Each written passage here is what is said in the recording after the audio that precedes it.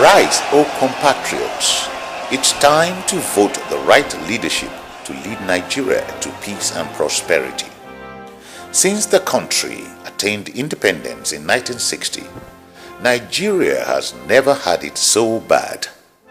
The country is now lying prostrate, afflicted by crass ineptitude in governance, reduced to a collection of tribal enclaves, financially hamstrung by the greed and corruption of its leaders. All this under the watch of President Goodluck Jonathan, the most incompetent president Nigeria has ever had. The machinations of the Jonathan administration in the run-up to the 2015 elections reminds Nigerians of 1965, when an unpopular government tried to force itself on the people of the Western Nigeria. Indeed, so crazy were the times that the deputy premier of the region, Remi Fani Kayode, known as Fani Power, because of his ability to unleash an army of thugs on opponents at a moment's notice, infamously declared, "Whether you vote for us or not, we shall win." The spokesperson for the Jonathan campaign, Femi Fani Kayode, is worse than his violent father. To begin with, his entire life is a series of big lies. For example, Wikipedia reveals the full names of the so-called born-again Christian as David Oluwafemi Adewumi Abdulateef Fani Kayode, with a court case hanging over his head for money laundering. During the Obasanjo administration, Femi Fani Kayode was quickly rehabilitated and appointed Jonathan's spokesman. This was the same Fani Kayode who had, in a rare moment of clarity, described Jonathan as a president without balls in a newspaper article. Fani Kayode had also, in another piece titled "Jonathan, Tuko and a Government of Jezebels," characterized Jonathan as a president who prides himself on his own weakness and incompetence, and whose love of false prophets and strange women knows no bounds and has no end. If President Goodluck Jonathan runs for election on the PDP platform, and if a candidate is put forward by the APC, and the APC remains united, I believe that in that equation and in that situation, the APC is more than likely going to win the presidency. Talking about Jezebels, Fani Kayode should know, as a recent revelation made by his former female friend, Honorable Ada Uchebu, shows. The house girl to Akin Oshutoku used to come and visit Fani Kayode, and she was no more than 16, 17 years. Unfortunately, she got pregnant for him, and then he denied the pregnancy. Femi Abdulateef Fani Kayode is as morally bankrupt as the government he now speaks for. The People's Democratic Party, PDP, is not prepared for free and fair elections. Jonathan's abysmal performance in the last 6 years stands against them. Having succeeded in blackmailing INEC to shift the elections, they are still scared of the newly introduced Permanent Voters Card, PVC. They have been sponsoring violent ethnic militias to call for the removal of INEC chairman, Professor Atahiru Jega, and destroying the billboards of the All Progressives Congress, APC. Recently, the armed militias, sponsored by the PDP and guarded by the police and military personnel, brought Lagos to a standstill, displaying their arms and ammunition in broad daylight. For the first time since the return to democracy in 1999, the PDP faces a real electoral challenge this year in the form of the All Progressives Congress, APC's General Muhammadu Buhari. PDP is so scared of Buhari that it has based all its campaign strategy on maligning the general, but Nigerians can no longer be fooled. PDP's dishonest steps are continuously dogged by failure, as evidenced by Doyin Okupe's recent disgrace in the hands of journalists.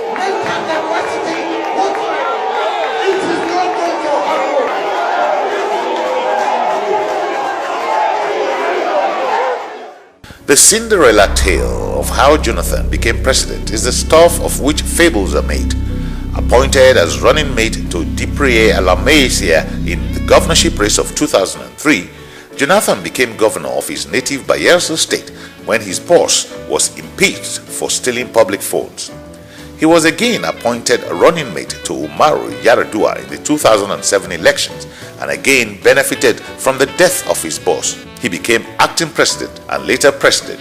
In 2011, he ran as presidential candidate of the People's Democratic Party, promising to serve only one term since he had completed Yar'Adua's term. That understanding was made public by former President Olusegun Obasanjo shortly after Jonathan's inauguration. The President Jonathan, said, and not only once, twice, publicly, not only in Nigeria, outside Nigeria, that he will have one term. And he said that to me, and I believe that one of the things that is very important in the life of any man or any person is that he must be a man or a person of his word. Jonathan betrayed the trust of all those who had backed him in 2011 and stage-managed his emergence as presidential candidate again in 2015 in a farce of a presidential primary where he was the only candidate.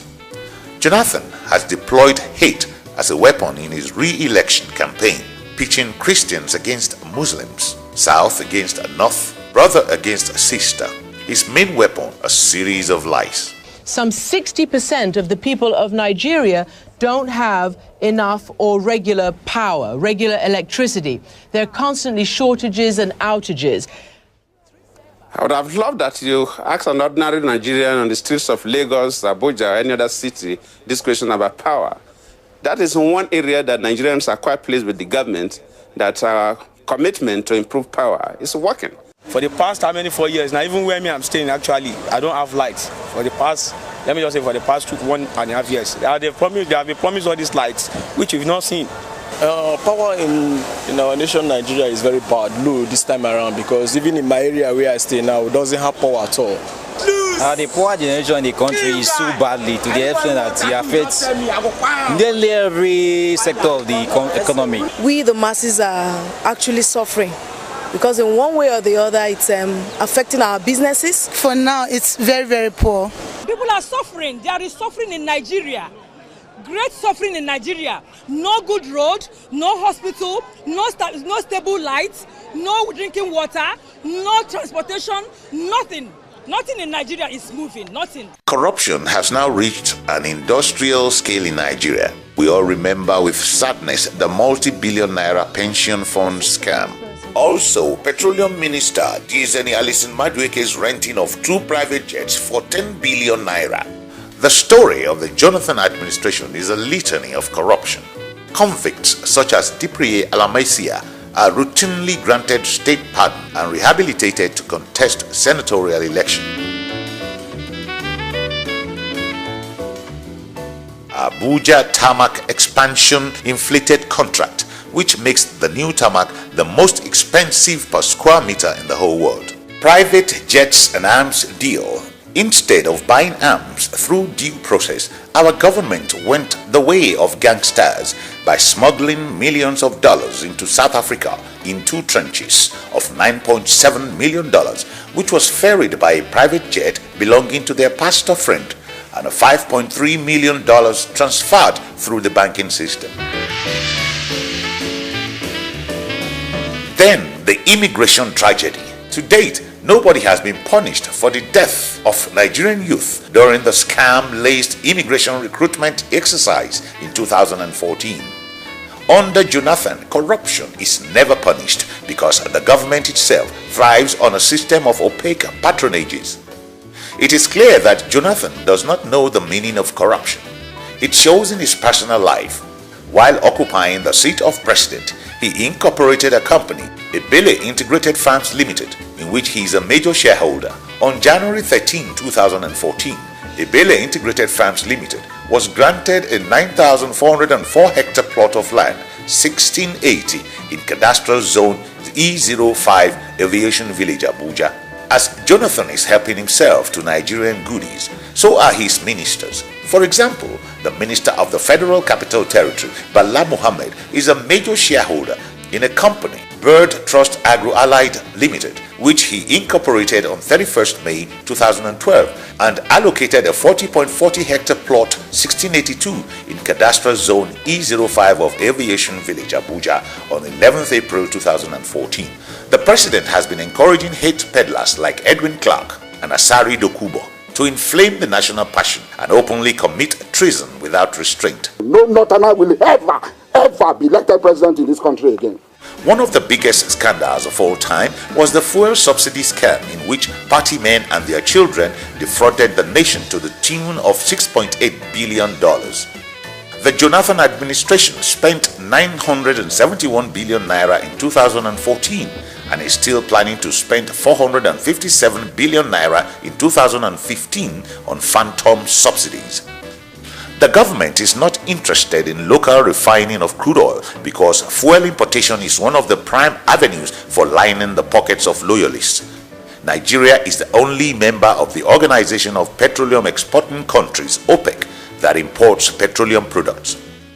In furtherance of the empire of corruption, 21 billion naira was raised for Jonathan's presidential campaigns by friends of government and beneficiaries of fraud, in excess of the stipulation by the electoral law.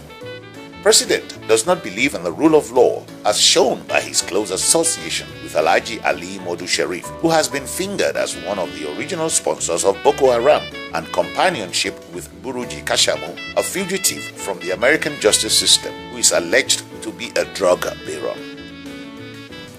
Jonathan is the first Nigerian president to diminish his position by appealing to base provincial sentiments as if he was elected president of a tribe and not a nation. He uses the twin fault lines of religion and ethnicity to divide and rule, and he speaks from both sides of the mouth. Imagine when the Eagle Square bombing happened in Abuja, he immediately told the media that it was not carried out by the movement for the emancipation of the Niger Delta, MEND. That was at a time that MEND was in his good books.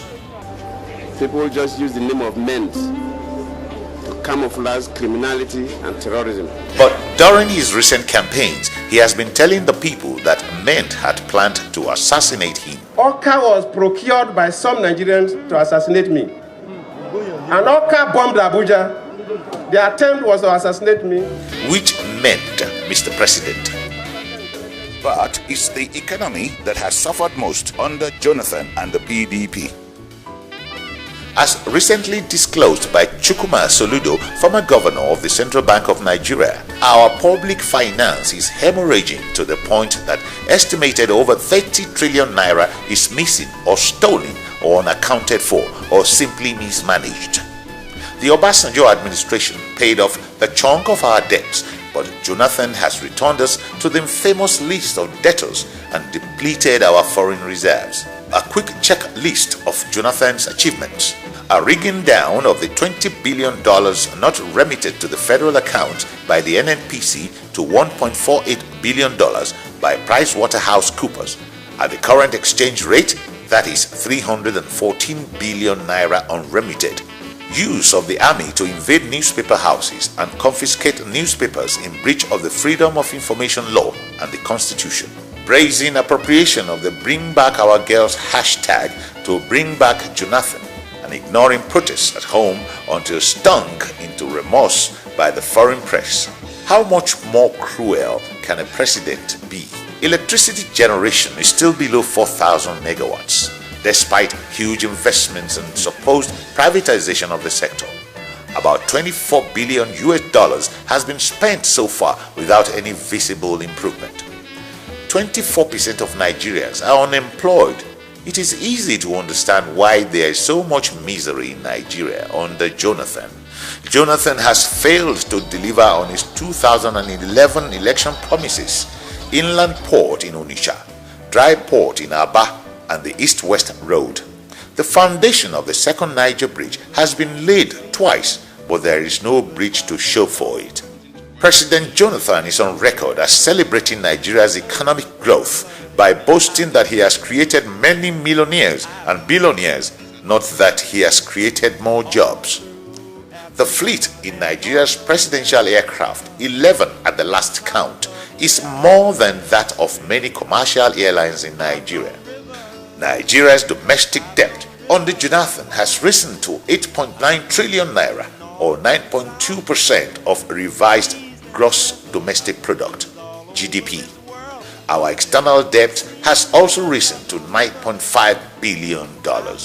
All we get to hear are pious jargons that bring only misery to our people from Finance Minister Okonjo-Iweala, to whom Jonathan has abandoned the responsibility of managing the economy.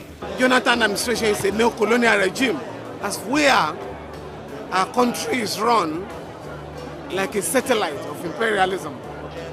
And what the youths have done today, in alliance with workers and the progressive forces in our country, is to seize our freedom. Established institutions are sabotaged by government and their core operations contracted out to lackeys. Under Jonathan, Nigerian security has been turned into a huge avenue for contracts. Only recently, militants operating under 7 names were allocated areas of control as follows: 1. Egbe Security River 1 to handle Bayelsa. 2. Gallery Security takes charge from Musimi to Ore. 3. Close Body Protection, Edo State. 4. Adex Energy Security, Rivers. 5. Donix Global Concept, Lagos and Ogun. 6. Oil Facilities Surveillance, Delta. And 7. New Age Global Security, Musimi, Ibadan. The real reason for unbundling our security system is to use the militant groups and their sponsors to rig the forthcoming presidential elections, or, if that fails, to unleash untold violence all over the country that will bring Nigeria to its knees. Stolen crude oil stood at about 400,000 barrels a day in April 2014, which equals 17% of national production and amounts to a loss of $1.4 billion. In the political realm, the world was recently shocked by revelations of how Brigadier General Aliyu Momo of the Nigerian Army was used by the PDP federal government to rig the Ekiti state governorship election. Reaching Spotless Hotel in Ado Ekiti, we entered a room, and I saw the State Minister of Defense, the current Minister of Police Affairs, Omishure and Fayoshe were already in the room that we entered. Both Alhaji Lai Mohammed and Malam Nasir El Rufai suffered detention in the hands of security agents. We got to the bus and then we met these gunmen, all hooded, very hostile. Our phones were taken away from us, and after what seemed like eternity, we were driven to the directorate of the headquarters of the State Security Service. At the same time, the government and its security agencies turned a blind eye to the tendentious activities and statements of some miscreants from the Niger Delta who have publicly vowed to destroy Nigeria if Jonathan loses the forthcoming election. They will never arrest me, because if they do, the consequences of my arrest, Nigeria will be history. I am saying it bold and clear without missing word, that the consequences of my arrest, Nigeria will be history. Compared to other leaders faced with terrorism, Jonathan's incompetence cries out to high heavens. No wonder an elder statesman and former chairman of SureP, Dr. Christopher Kolade, declared that Jonathan lacks capacity for leadership. In our own case, what does our president do on hearing that over 200 girls were abducted from their school by the Boko Haram terrorists? What did our president do? Nothing. He did nothing for 10 days. And to add insult to injury, his wife, Dame Patience Jonathan, ridiculed herself in her attempt to ridicule the victims. Principal, no too. You only you waka come. Okay. The bloods we are sharing, there is God, oh. There is God, oh. There is God, oh. There is God, oh. There is God, oh. Our people are very proud, resilient people. with a rich history spanning over 1,000 years. Our head is bloody but remains unbowed. The same patient Jonathan has also been mounting a campaign of hate and violence at PDP rallies where she distributes clothing and foodstuff. My dear me, I am telling you, let us don't listen. Anybody that come and tell you change, stone that person. I hear you, sir. Isn't it pathetic that in their self-deceit and inferiority complex, the PDP compares Jonathan with Lee Kuan Yew, Barack Obama, Martin Luther King, and Nelson Mandela? The truth is that Jonathan is unfit to untie the thongs of their intellectual sandals. Under Jonathan's watch, Nigeria's influence has diminished internationally. Recently, Morocco was so exasperated by the Jonathan administration's barefaced lies that it withdrew its ambassador from Nigeria. At African Union summits, our delegation is usually the butt of jokes, some of which are too painful to be repeated. No wonder that in spite of his use of religion and ethnicity to divide Nigerians along the usual fault lines, and in spite of the billion-dollar campaign to discredit General Muhammadu Buhari, in spite of PDP's last-minute appeal that Nigerians should pardon Jonathan for his incompetence and serial destruction of the country socially, politically, and economically, Nigerians have spoken with one voice that General Muhammadu Buhari is their choice for president.